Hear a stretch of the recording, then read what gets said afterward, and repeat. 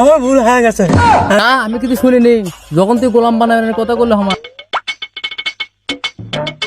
এ বন্ধু দেখ, এই যে সানায়া মাহবুব, এর যে এই যে দুটো জিনিস, এই যে অবস্থা, তাহলে হাজবেন্ড না কতই না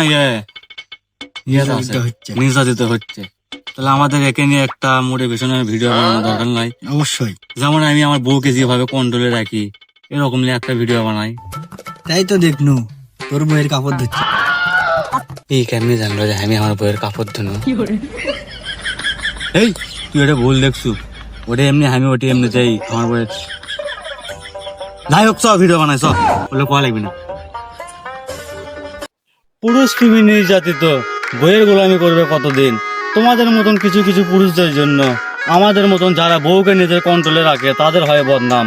তাই আমি আপনাদেরকে বলতে চাই, যদি বউকে নিজে গোলাম বানাতে চাও তাহলে রোজ বালিশের পাশে একটা লাঠি রাখবে, আর প্রত্যেক দিন সেই লাঠিতে একটু করে সরিষার তেল মাখবে।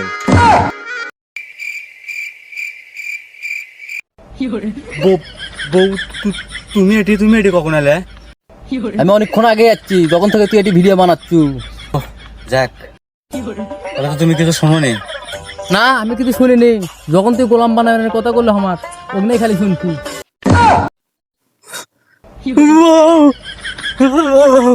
আমার ভুল হয়ে গেছে, আমি আর কমো না, গোলাম বানানোর কথা। আমি তোমার গোলাম, আমি তোমার গোলাম, বাড়িতে আজকে বানাবো।